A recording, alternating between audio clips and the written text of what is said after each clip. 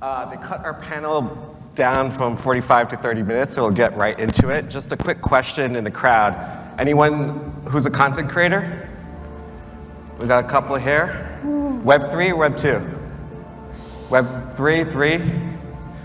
And any game studios in the crowd? I'll help us with the questions. Cool, we have a couple. So the first question is, what are the differences between Web2 and Web3 content creation? Allie? I mean, I think the goal is for them not to really have too many differences between Web2 and Web3 content creation, honestly. I feel like the content creation should be the same across Web2 and Web3, but right now in this infancy period of, the emergence of this new system, there's definitely a lot of challenges, and, I think content creators need to be really good with, educating their audience probably is one of the best things. So I would say that's probably one of the key differences is the education. In terms of like how to open wallets? Yeah, and also just like safety. Right now there's a lot of, there can be a lot of scams and stuff like that in the industry. So I think safety and, wallets and that kind of stuff for sure. Awesome. Yeah, there's quite a bit differences. The major one I want to add on layer on top of what Ali said was with education. Just like when we started gaming on Xbox and eventually Xbox Live, people had to understand the technology and how that evolved. And now, we don't call it online gaming, we call it gaming. So Web3, there's a heavy emphasis and focus on education. As Ali said, safety is a big thing, finding out which games are fun to play, and overall education and entertainment. Yeah, I also think that it's honestly just all about like being safe and making it like very easy to be accessible. Like a lot of these games have a big paywall behind them, so you got to spend like thousands of dollars to really get like an opportunity to even be able to compete. And that's something we definitely gotta like stay away from. Introduce like delegation of like wallets and stuff to all types of games so that it's accessible to everybody in the community. And that's how you're gonna onboard like many people. Stay away from like, scam words that people think of, like, your basic like NFT, Web3, like the games doing it best are going to be like, EA with Nike. They're going to stay away from all those big words and they're going to succeed very well, so. Yeah, test. So I feel like when I'm answering this question, I always go back to the original premise of what we all do, which is playing video games. So I don't think there's much of anything that's differentiated outside of the fact that our career could die at any given moment if we touch a video game that is a scam. So from a content creator perspective, I mean, we're still gaming, baby. We're still on Twitch, having a good time and doing what we do. So I think that from the gamer aspect, creating content is creating content, and the tokens and all that other shit, it comes and it goes. But like, any changes in platforms that you put content out? Any changes on how to take advantage of the YouTube algorithms in terms of titles? Like, we have some content creators in the crowd. What's your advice for like, how often do they post? Like, some of these games don't have seasons yet. Like, what is the type of content you're getting into around these games? I'll start, then I'll pass. So I would say for the first couple of years when we saw the big boom in terms of the bull run, people were searching in terms of NFT gaming and Web3 gaming, and you could get away with using those for searching. But now, with there being such a shift, even when you're playing Web3 games, the best thing you can do is try to align with a similar game or a similar topic or notion that's happening in Web2, and just using very generalized titles that align with culturally relevant moments that are happening, and focusing heavily on short form content is what I've done to see like more growth and sustainability. Yeah, like, I wouldn't say there's like a change in platform. Like when Bryce like makes like a TikTok about like, Doogie Dash or Dead Drop, he's just talking about these games like a normal game. When I'm streaming on Twitch, it's just Dead Drop. It's not like Web3 shooter. That's how you're gonna like make people want to play the game. You don't want to like say all these complicated terms. You're not gonna understand like crypto, tokens, NFTs. Like, it's just a game. Yeah, I see the importance to be where your audience is at. A lot of Web3 lives on Twitter and LinkedIn. Whereas if you're really trying to grow a big audience and try to have reach and to bring cultural relevance to the space, you have to be on more discovery platforms, much like YouTube Shorts, TikTok, things of that nature, Reddit. Yeah, I'm kind of the opinion that this is a huge opportunity for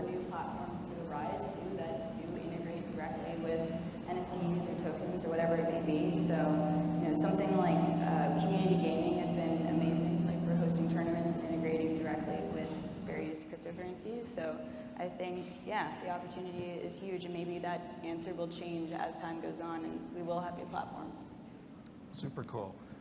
How has Web3 changed the landscape for you as creators? Like, has it introduced new revenue lines? Are there new ways of engaging with your communities? Are you able to identify super fans in a different way? Like, how are you, are there any new utilities to leveraging Web3 when it comes to content creation and your communities? And also think of it from a publisher standpoint. Definitely, yeah. I mean, I think creators that have released, various NFTs and things like that have been great. For me personally, I actually do have a social token, which is, I think, a fairly new idea, but it's been an amazing engagement tool and has identified who are sort of the super engaged fans in the community. So I've hosted gaming tournaments with my social token. I've hosted events and people have showed up. And it's honestly made a closer knit group of people within the larger community. Sorry. Yeah, so I think that's one tool that's come out that's very cool, and I'm sure there's plenty more. So we hear a lot of games a lot of times talk about marketing strategy. I know Bryce has been in several spaces with me, and it's very important to have a Web3 strategy and a Web2 strategy. I think starting out and building, there's a lot of benefits of working Web3. There's a lot of support, there's a lot of different opportunities to monetize, but to really grow and have longevity, you need to have a Web2 strategy. So I definitely seen a bigger need to create more Web2 content, but the secret power, the secret sauce that we have in Web3, there's a lot of different ways we can align and reward community, whereas in Web2, that's non-existent. And the way you grow large communities at scale sustainably is by finding ways to empower them. So what better way than working with amazing games of Web3 to bring cultural events and content to them? Yeah, I personally haven't found any way. I'm still kind of figuring that out. I come from a pro Fortnite background, so it's been very difficult to get all my, it's a younger audience, I'd say, is Fortnite. So it's been pretty difficult to make that transition over. I feel like the people that are supporting my content right now are not my original fans, but more so new people that I'm connecting with at events like this, and just overall competing in different Web3 games and trying to make a new name for myself almost. I feel like the hundreds of thousands of followers that I have right now aren't really gonna appreciate the type of content I'm doing right now. So I personally haven't found a way of making that transition yet. As games get entertaining and are for the masses, then my Fortnite fan base are gonna pick up those games as well, and they're gonna support me again when those games go mainstream. I think that I've seen a lot of really interesting tools come into the space, and some of them have even helped me find my way a little bit. One was called RevGG, and what I use for that is finding ways to basically incentivize my audience for being there in a Twitch stream. So if you think about the landscape of, we have Twitch, we have Kick, we have all these platforms that are going out of their way now, and even now Twitter's talking about creating a platform for streaming. Your audience lives in so many different places, and the one thing that Web3 could do to accelerate the growth of content creators is building platforms and technology that allow you to truly communitize your audience, which in my opinion is having a stronger connection with them in places. So for example, if I tell my audience, hey, you need to go here and subscribe to me to see my tweets, and then you have to go here to subscribe to me to subscribe to my long form content, it's damn, how many times do you have to subscribe and do things on multiple platforms? So I found a really cool way to use POAPs as a way to not only get a good sense of who my biggest super fans are, but connect with them in different ways. And I think that we're gonna see more social tokens, what Alex talks about, as ways to really find those community members who are not only fans, but they help you build that next 100 and 1,000 community members. So I think there's some really innovative things that Web3 can provide. It's just finding ways to integrate it within your ecosystem. A little hot take. You want mine? Well, you need the mic too. So stay. Hot take, Kick or Twitch? Well, Twitch is definitely in the hot seat right now, that's for sure. I would say As I said earlier, maybe there will be another platform that really does, rise to the top. But, one thing that Twitch has done so well is just been really, really good for community. And that is something that I think isn't quite replicated even on YouTube. And I think a lot of streamers agree with that. So I think community is the most important thing. So whether it's Twitch, hopefully there's like a Web3 streaming platform. That would be super cool. Yeah, you got to prioritize community for sure. With a real quick answer, neither if you're starting out in content creation, because it's not a very good discovery platform. I think there's a huge opportunity. I saw Bryce talking about Twitter, that rather than trying to take bread from a lot of these creators, they should probably figure out ways to get them in front of more people, whether it be getting shorts out in front of more people, finding out ways to align incentives or find people's audience. So I don't stream. I need to grow in, I think, working on, YouTube Shorts, TikTok's the way to go. So yeah, hot take. Yeah, I think Twitch has done a lot, obviously. Twitch has done a lot for like the last 10, 15 years or however long they've been around. But new platforms are needed. That's how you grow on social media. And I think it's really hard to compete when you're making all these restrictions on what creators can and can't do. Like, not only are you pushing away your audience to other platforms, and then obviously Kick has like literally unlimited funding. They can just print money. So it's also really hard to compete with someone that has unlimited funds. So I personally think Kick is emerging right now, and I feel like the next wave of content will be on a new platform, like Kick or not Kick, I don't know. But Twitch right now is just setting so many restrictions and just, in my personal opinion, doing a lot of things that restrict creators' ability to earn money. I feel like that's a great take. I'm a big Twitch guy because regardless of the issues and like the lack of, the 50-50 kind of hurts, watching half of my sub money go away. Some of my biggest in Web3 gaming have happened on Twitch, whether it's been me just streaming or even my partner manager allowing me to do things like streaming Illuvium on the front page of Twitch and being able to expose it to multiple audiences. But I do think that Kick and other competitors, I know there's a Web3 version as well called Xenon. I think that's probably somewhere out here, so shout out to them. I do think there are going to be competitors that come into the space, and it'll force Twitch to be better. I mean, Twitch doesn't need the 50-50 split. Amazon owns Twitch, and we know that Amazon can run Twitch at a loss and still be fine. So I would say most of my content will continue to be on Twitch, but I'm not opposed to moving to another platform and trying something new, because ultimately, as a creator, it should be a creator-based platform and a community-based platform. Twitch has the community aspect, but they have to get back to really valuing creators.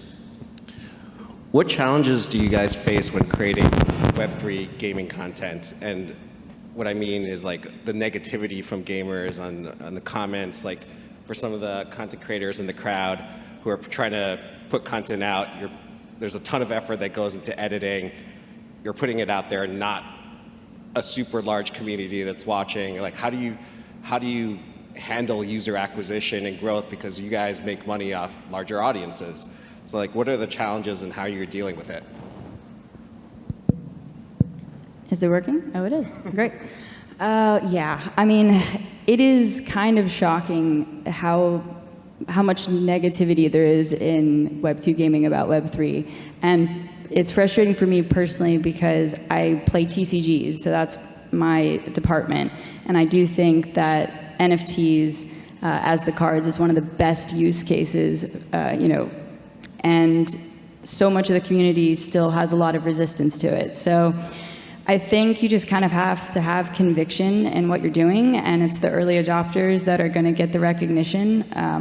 But for me, that's also why I can't just go full Web3 quite yet, because I don't think it would be sustainable, at least for my career right now. So yeah, I think you just have to do your due diligence in which games you're choosing to get into and promote, because your reputation means a lot. Don't spray and pray with the games, but do your due diligence, pick the right ones, and just hope that you can eloquently explain to people why this new system is so important. And I think slowly but surely, more and more people will listen to you. just a quick add, what are some of the things that you use to identify which games you're going to work with as well? Then? I mean, honestly, it's hard because I think when you're in these engagements with people and these game companies, like nobody's going to say to you like, oh, we're going to rug pull our audience, you know?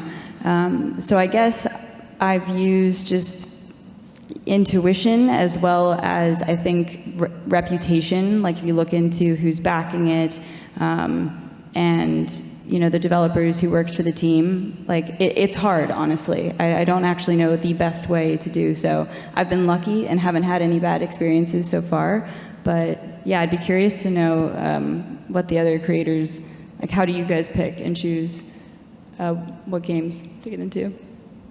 I'll bring up a unique situation I've seen. So we want to be where the gamers are at, which is on YouTube, Twitch, things of that nature. And you got to create content that is relatable, understandable. Speak in terms they understand. Speaking blockchain, crypto, NFT doesn't make sense. Talking about skins that hold real world value. Talking about how fun games are is important.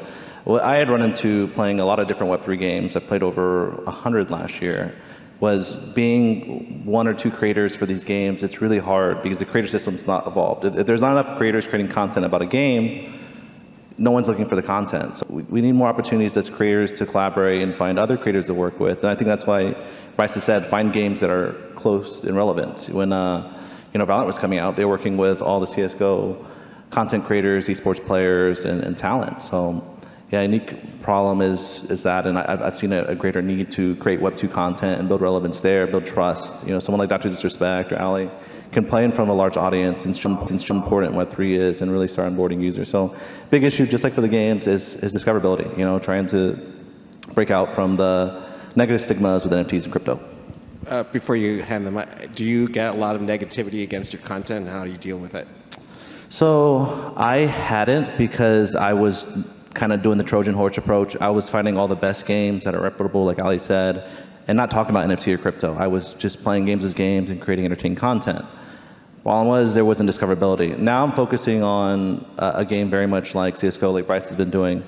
Games that people already play, that spend a lot of money and own skins. The younger generation in Roblox they will spend $100 on a skin. They're Web3 gamers, they're just not there yet.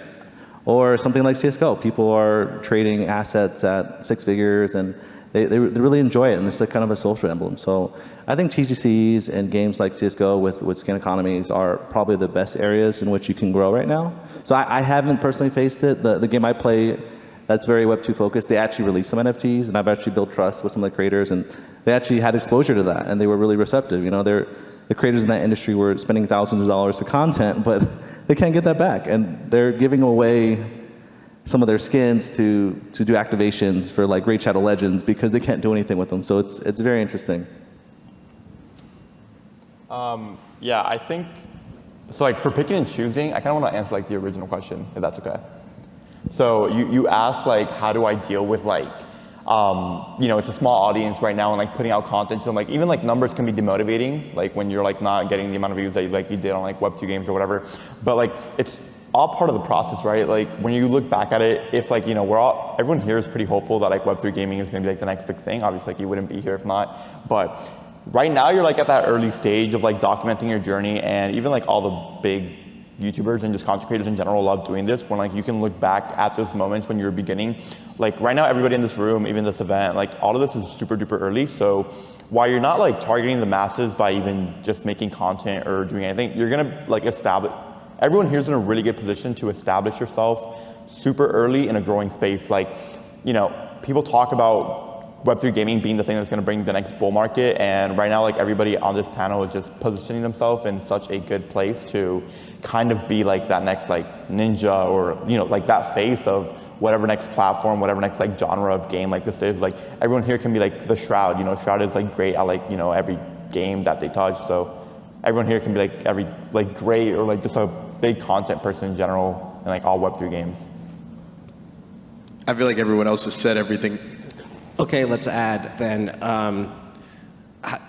What are the challenges with working with Web3 publishers? Many might not have never worked with creators before, and they come with expectations that content might be for free. versus should be paid. Also, if you want to go source brands, they don't want to get their name around a token. So like, if you go for sponsorship, how do you deal with those types of narratives? Do you ever not use the word NFT? Does that change the way you position to your Web3 audience? Yeah, I think it's like two sides of the coin. So the first one is the content creation world, and I would say, especially in Web3, the amount of people who got a following because of the last gaming bull run and have the audacity to believe that every piece of content that they make should be paid, or the audacity to believe that every piece of content that someone is making is paid.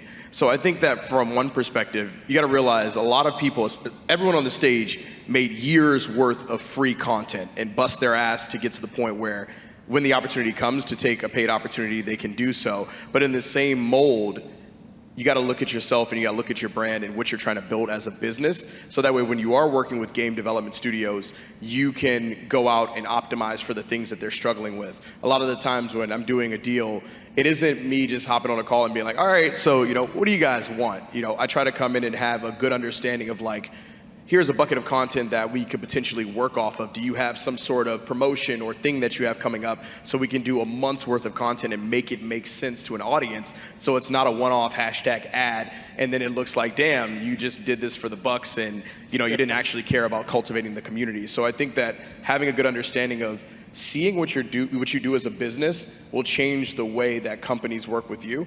Whether it's paid or not, there are tons of opportunities that I've done for free that resulted in paid opportunities. For example, one that you talked about earlier, Orangey, was the Yuga Labs thing. I went from making a couple free TikToks on the Dookie Dash game that got over 1 million impressions over the course of like 2 weeks, and that turned into multiple paid opportunities with the Yuga Labs team to do really cool things. So it's like, not everything has to be paid, but it could lead to an opportunity that might be paid. And even if it doesn't, it's still valuable to your brand. Yeah, I think that, were you gonna say something? No, go ahead. Okay, yeah. So I agree, I don't think that, I'm not a big one-off person. I chat with a lot of game studios and I'm super let's do something long-term.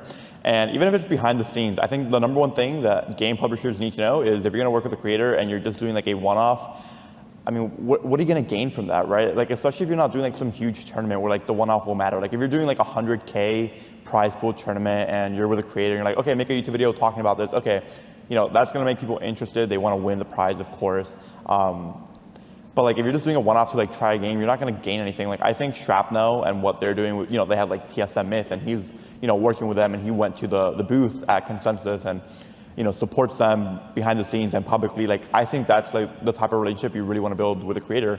And I'm also talking to other game publishers that are working with a ton of creators, but they're all behind the scenes. And that's what you want. And then when you're ready for that one-off opportunity with the creator you've been working with, that's when you take things public. Anything else, guys? Yeah, I mean, one more thing, to that point about doing one-offs, there is a Web3 game that had iShowSpeed do a live stream. Yes. And no one cared about that live stream or what happened probably 24 hours after it happened, and they probably paid him a bag to do so. And that's because it was a one-off. There was no narrative, there was no story, there's no feeling that an audience can connect with. And that's where it has to go. So, sorry, I want to talk about that really quickly. So there was a story. It wasn't necessarily a one-off because they did so many stuff. They let him meet Ronaldo and they took him to Dubai. Not that game. Not the scam one. I'm talking. Yeah. Okay. Well, even that game. That game paid him millions of dollars, but they kept using the words crypto and NFT, and nobody cared. So yeah. They were shilling a token too. The game I'm talking about, it was FODE. You don't remember, and you're in Web3 gaming, so that should tell you it wasn't that impactful. FODE is cool. No, FODE is fun. I had fun playing it. I'm saying getting him to do a one-off wasn't a great idea when they probably could have been oh, Speed, we want to pay you the same amount of money to do a creator cup. So you're going to make 100K, and then we're going to take 50K and go get a bunch of other creators that are your friends and then put together this huge cup or things that, actually connect gamers. Okay, so good segue into what are some of your favorite activations in the space, as well as worst experience, either dealing with a publisher or a fan, both sides of it? I've been really fortunate to not have a bad experience yet, knock on wood. But I would say that for me personally, one of my favorite integrations that I've done is with Skyweaver. Shout out to Skyweaver. I think they're an absolutely incredible card game. I hosted a tournament with them and with community gaming as well. And there were actually a decent amount of my Web2 audience that just thought the game looked good just because of the game itself. And it was definitely a success. So, it is possible to have these, good integrations, I think, so. My best experience, what I'd love to see was when I was in Arlington, Texas for the Drop event, it was 6 Web3 content creators, Stash, myself, a couple other people, and everyone else was Web2. And we're out here trying to really evangelize and empower gamers and get them knowledgeable about the space in a relative way. What was great is that we saw a whole esports arena, much like the one here, with Doc, Scump, Hex, and all these amazing players enjoying and having fun with the game. And as they were in line waiting to talk to Doc, they were talking about how, man, I don't know why I was fading. They kind of caught into the publisher, drama saying, oh, Web3 scam, and like, why was I fading this? Everyone had a good time, so that was my spotlight. The thing I see a lot, and I experienced this firsthand when I pivoted into content creation. I was actually more of a CM, community manager, was a lot of games, they kind of sleep on smaller up-and-coming creators. And I've kind of made it my mission, and I've always been real big on supporting creators in the space to help give connections or to even just set up access to play some of these games. So the one thing I see time and time again, and I just want to put full credit, is just don't look at the value of a creator based on how many impressions or views, because what does that equate? You got to look for creators that are creating great content, sustainable communities, and are doing a lot to help actually grow the space. You can work with the biggest creator in the world or streamer like I Show Speed, but if they don't really take the time to make impactful content, people aren't going to care if it's not genuine, authentic. So it's finding creators that align with you and can make really impactful content. Yeah, my best experience has obviously been like the Yuga game, the Yuga Labs games, like Doogie Dash, etc. And I'm just looking forward to their next games and activations. Like I think everything Yuga does and just Bored Ape in general, like I'm super bullish in that environment and that ecosystem as a whole. Bad experiences, nothing I want to chat about, so. I feel that. I'm going to withhold my bad experiences as well. No, that's not. Speak. Oh my God. So good experiences. I was actually out in LA with a Web3 mobile game called Arty, and we went around and got people to play virtual beer pong. So that was a lot of fun. The other side's second trip was incredible. My captain. Dude, yeah, they were a super professional team and a lot of fun. Again, I'm not going to talk about the bad because I think that it's not necessary to move forward. I want to continue to move forward. Fair. Even anonymous without mentioning the game? So it's just the experience. Yeah, I'll do an anonymous. A game told me, it's actually a game that I may or may not be playing this weekend.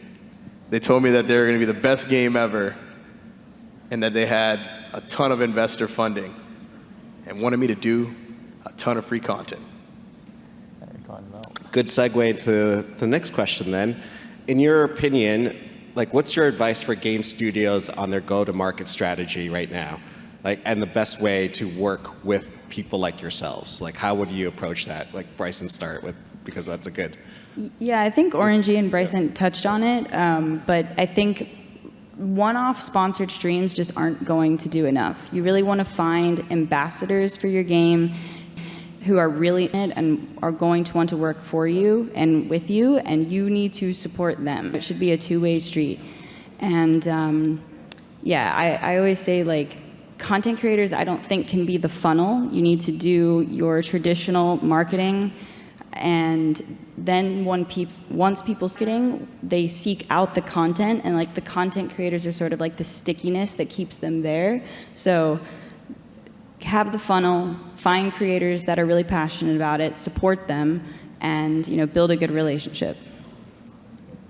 Like I said, I'm really big on ambassadorships and things of that nature. I would say you bring in creators early. Shrapnel brought in Myth. We brought him up earlier, very Web2 facing creator. Aside from that, aligning incentives for creators. In Web2, we can monetize and create, our content business because there's a lot of viewership. There might not be sponsorships, but in Web3 to create, content, and to grow, you need to be able to monetize, grow, and get reach, and set up these win-win situations where they can do culture relevant events and tournaments like how we brought up earlier.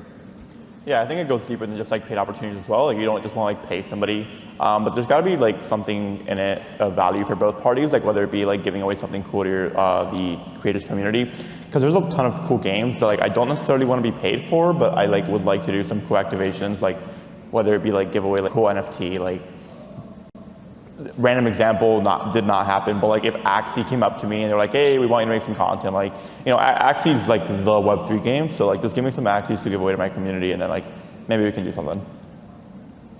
Yeah, I agree with that. I think supporting the creators that are your diehards in your game is probably the one I would say.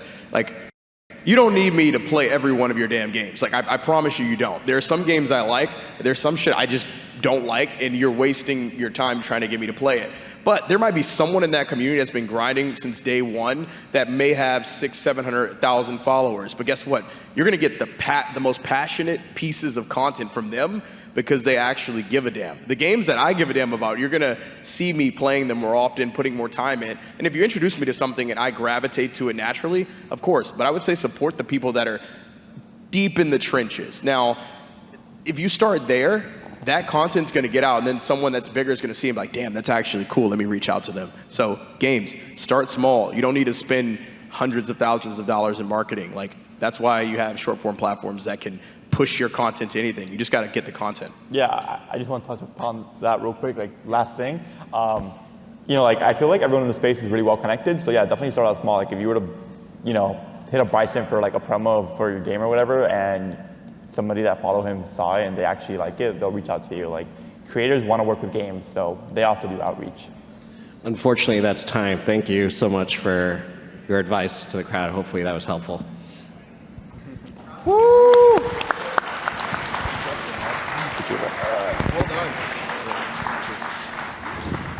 Wait for the week.